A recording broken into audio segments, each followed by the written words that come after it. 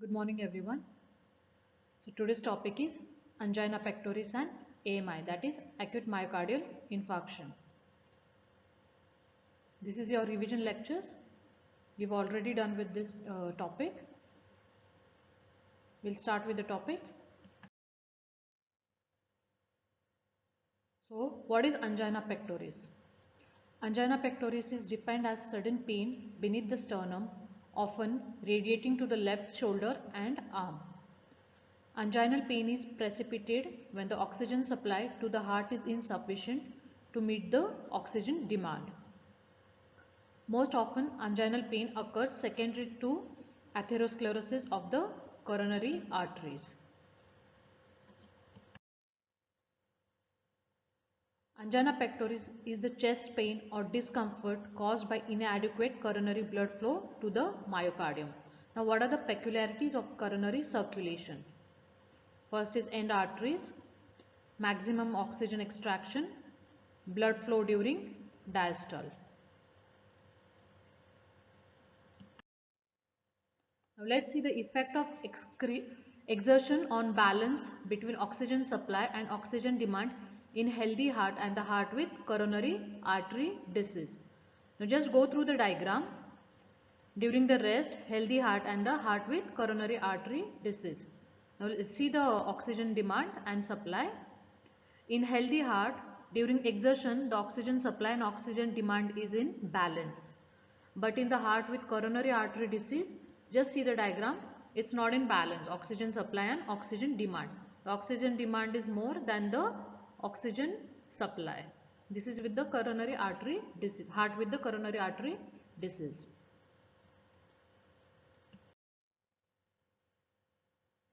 Now let's go through this diagram. This is the diagram of ischemic heart disease. What happens here is, see, when there is ischemic heart disease, see on your left, there is coronary thrombosis which leads to myocardial infarction. Then on your right, just see, there is transient coronary ischemia which leads to angina pectoris. We have already seen what is angina pectoris. So it can be because of atherosclerosis and exertion. So it will cause typical angina and which will lead to stable angina or plaque rupture and platelet aggregation and then unstable angina. And when there is acute vasospasm, it is also called as variant angina. It will lead to variant angina.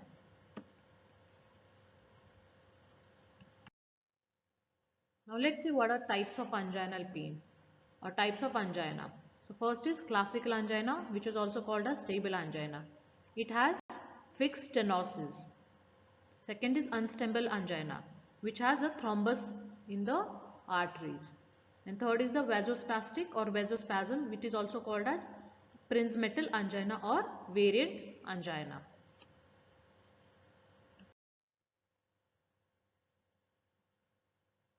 Now just go through this diagram.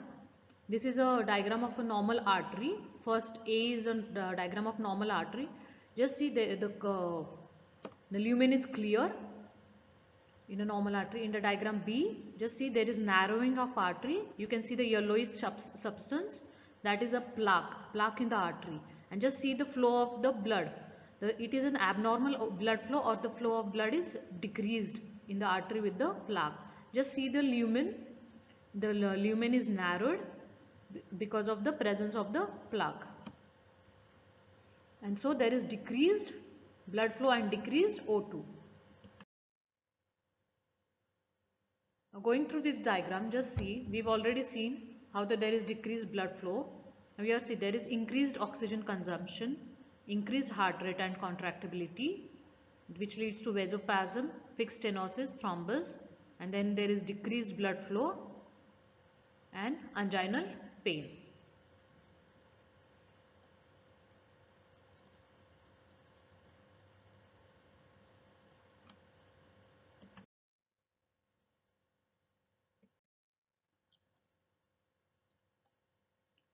Now coming for the rationale for treating of angina, first what we have to do is increase the oxygen delivery and decrease the oxygen demand.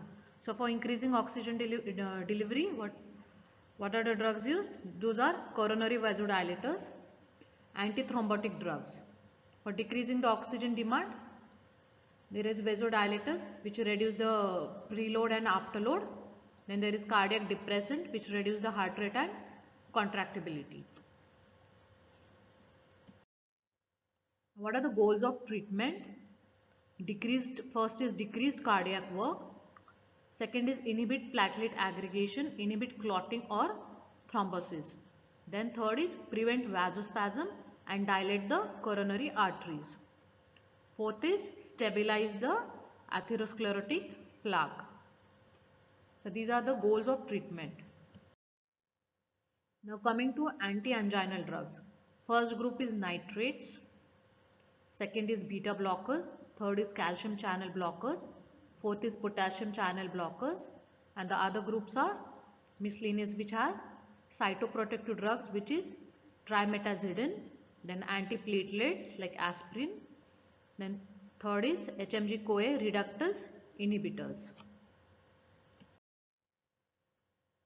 Now let's start with the first group. Those are nitrates. So short acting, or which are given sublingually, are glyceryl trinitrate and isosorbide dinitrate. You know what sublingual route is. Then second is, which are given orally, is isosorbide dinitrate, isosorbide mononitrate and nitroglycerin. Now nitrates. So these are nitrates are available in oral tablets, sublingual tablets, inhalers, topical patches and topical ointments. These are also, remember, these are also available in topical patches and topical ointments. Now coming to nitrates, what does nitrates do? It causes venodilatation, predominates at therapeutic doses, which reduces the preload. Also there is arterial dilatation at high dose. At therapeutic doses there is venodilatation which reduces preload, and at high doses there is arteriolar dilatation. Just go through this diagram. Anti-anginal drugs, sodium nitroprusside and organic nitrates. See, in the smooth muscle, after release of nitric oxide, there is GTP is converted to CGMP, cyclic CGMP, and which is increased, and then there is relaxation. Let's see the mechanism of action of nitrates. Nitrates decrease myocardial oxygen demand by, first, the primary effect is a reduction in venous tone, which results in venous pooling, decreasing venous return. That is decreased preload. And second point, arterial tone is less effectively reduced, resulting in a decrease in PVR, that is decreased afterload and decreased blood pressure. Third point is, this decreased myocardial wall stress, reducing the oxygen demand.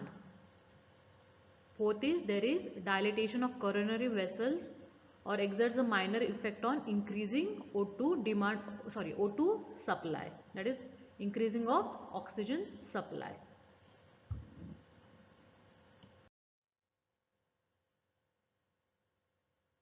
Now, primary cardiovascular actions of nitrodilators. Let's see. The systemic vasculature, there is vasodilatation.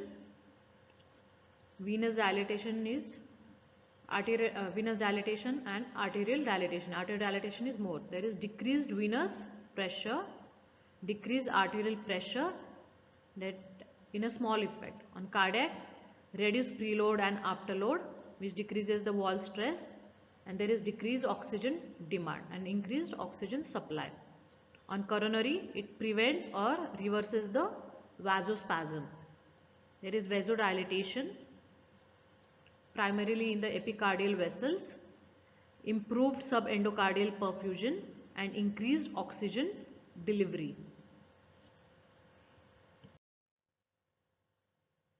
Let's go through this diagram.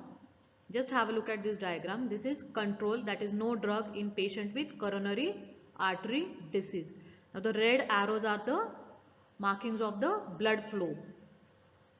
See, on towards your right, you can see a blue, that is a atherosclerotic plaque.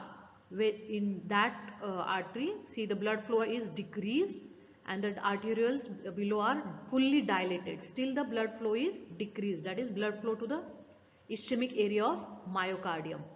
Now over here you can see in a normal artery the blood flow is normal. There is the arteries are not fully dilated. It has a normal arterial tone, and you can see the blood flow to the normal area of myocardium. Just have a look at this and see the collaterals in between. The collateral has a normal arterial tone. Now coming to the other diagram.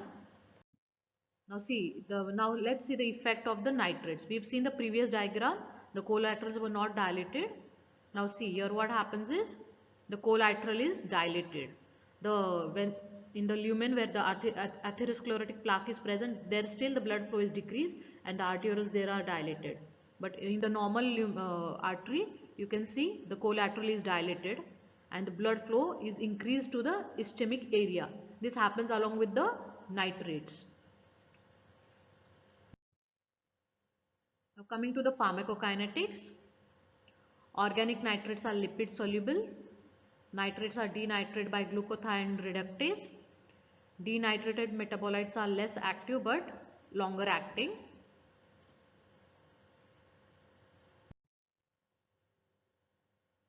Now let's see about nitroglycerin. This is sublingual tablet or spray. The onset of action and duration of action. The onset of action is within 2 minutes. The red is the onset of action and the blue is the duration of action. And for sublingual, the onset of action is within 2 minutes and duration of action is for 25 minutes. For oral sustained release, the onset is at 35 minutes and duration is for 4 to 8 hours. For transdermal patches, the onset of action is at 30 minutes and the duration of action is for 8 to 14 hours. Now let's see about isosorbide dinitrate. Sublingual, the onset of action is at 5 minutes and duration is for 1 hour. And then coming to oral slow release tablets, the onset of action is for 30 minutes and duration is for 8 hours. Coming to isosorbide mononitrate, the onset of action is at 30 minutes and duration is for 12 hours. Coming to the adverse effects and limitation of the use of nitrates. So what happens? What are the adverse effects seen with nitrates? There is hypotension, throbbing headache.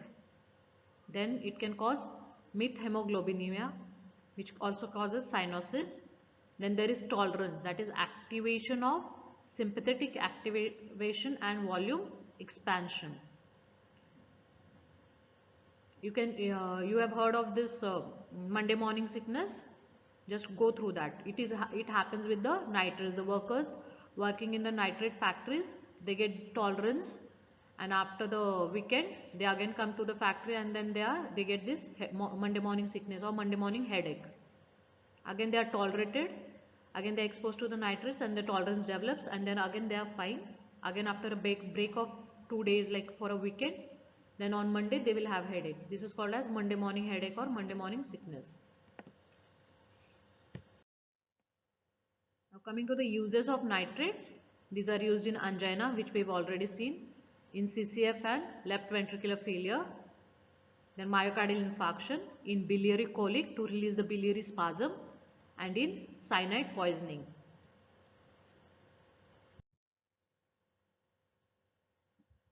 Now let's see. Hemoglobin with sodium nitrate, it is converted to methemoglobin, and then if there is cyanide poisoning, it is converted to cyanomethaglobin. When the sodium thiosulfate is added, it forms a combination of methemoglobin and sodium thiocyanate, which is excreted in urine. This is the basis for the use of nitrates in cyanide poisoning. Now coming to the other group, these are beta blockers. So what are the drugs in beta blockers or beta receptor blockers? First is propranolol, atenolol, metoprolol, nadolol, bisoprolol and celiprolol. They are important component of treatment of angina pectoris. They reduce the myocardial oxygen demand by decreasing the heart rate. So what is the mechanism of action here? They reduce the myocardial oxygen demand by decreasing the heart rate. We've already seen the examples: atenolol, metoprolol and propranolol. Now what are the pharmacological actions on heart? They decrease the heart rate, force of contraction, they decrease the cardiac work and oxygen consumption. On blood vessels, there is fall in BP, both diastolic and systolic after continuous treatment. Then there is initial increase followed by decrease in TPR, decreased release of NE from sympathetic neurons, decrease renin release from kidneys, and central action decreasing sympathetic outflow. These are the actions on blood vessels. Now coming to calcium, the other group, that is calcium channel blockers. These are L-type channel blockers. They act on smooth muscles. The drugs here are nifedipine, diltiazem and verapamil. Just go through this diagram. This is a diagram of calcium channel blockers. You can see the normal pathway of calcium channels. See the calcium channels. It acts on the myosin, and then myosin is, along with acting, it causes contraction. And you can see if when calcium channel blockers are used, they will block all these actions.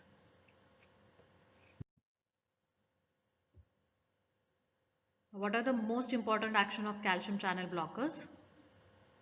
First, smooth muscle relaxation, negative chronotropic action, negative inotropic action and negative dromotropic action.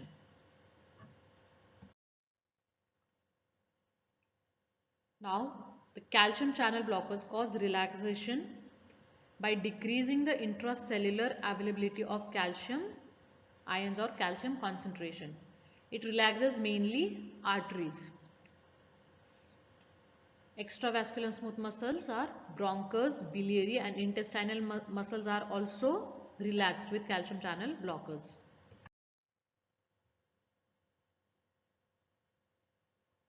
Now just go through this diagram. The various parameters are given and various drugs are given, that is verapamil, nifedipine and diltiazem.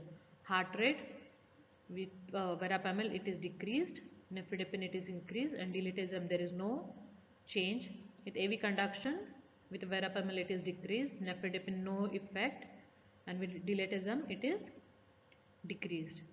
Then vascular smooth muscle relaxation, see 2+ are seen with verapamil, more effect is seen with nifedipine and least effect is seen with diltiazem. What are the uses of verapamil? Angina, it is used in angina and arrhythmia. Nifedipine is used in angina, hypertension and CCF. Diltiazem is used in angina and hypertension. Now coming to dihydropyridines. See, the drugs here are amlodipine, nicardipine and nifedipine. Now let's see the effect on coronary blood flow. It's almost same for all the drugs.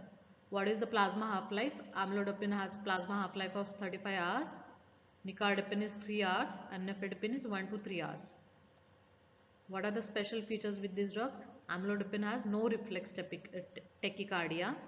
Nicardipine, it has a poor oral bioavailability, and nifedipine is vasospastic angina.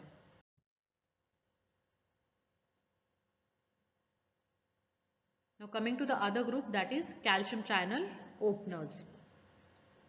This is the most prominent action of calcium channel openers is on smooth muscle relaxation of vascular and visceral tissues. The drugs here are nicorandil and chromacalin.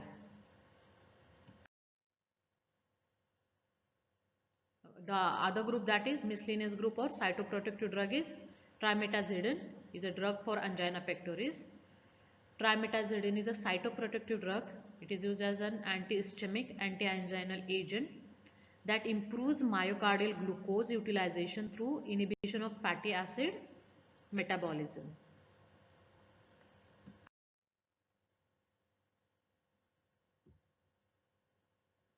Now coming, that was with angina. Now we'll begin with myocardial infarction or AMI or MI. AMI is acute myocardial infarction and MI is myocardial infarction. We've already seen with we've seen angina pectoris. Now we'll start with myocardial infarction. It is more commonly known as heart attack. It is a medical condition that occurs when the blood supply to a part of heart is interrupted. This results in ischemia or oxygen shortage, causes damage and potential death of the heart tissue. It is a medical emergency and the leading cause of death for both men and women all over the world. We are well versed with the term heart attack. Now during heart attack or acute myocardial infarction, what are the parameters to be monitored? First is ECG, second is blood pressure, third is pulse, fourth is oxygen saturation, then CBC, that is complete blood count, and fourth is cardiac enzymes.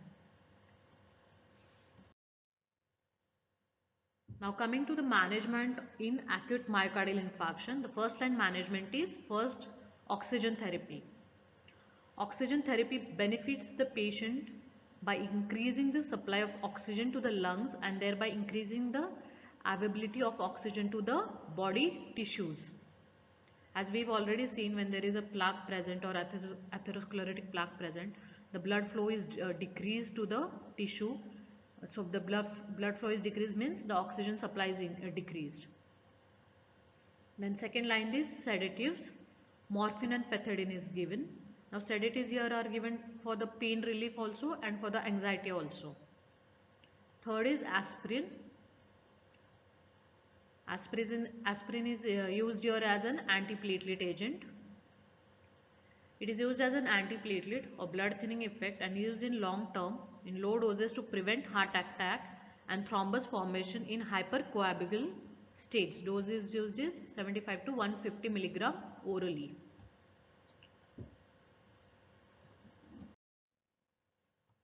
Then other drugs used are thrombolytics. The drug here is streptokinase. It is given in the dose of 1.5 million units in 60 ml of normal saline. Other thrombolytics used are urokinase, alteplase. The treatment should be started within 3 hours of the myocardial infarction. It will have more benefit.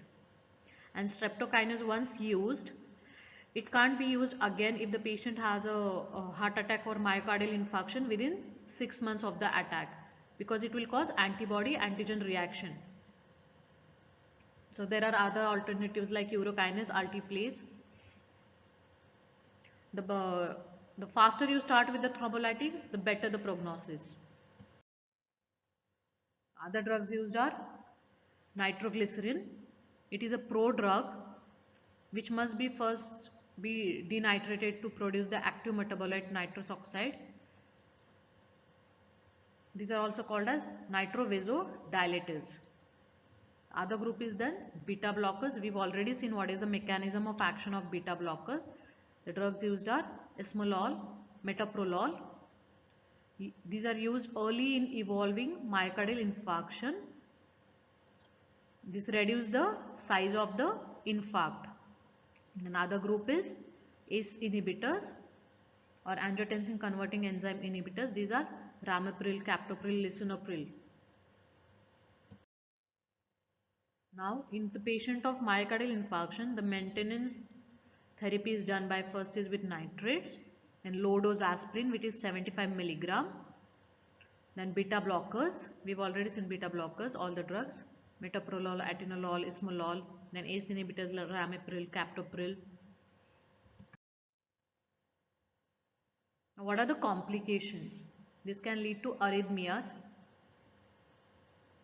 bradyarrhythmias and tachyarrhythmias.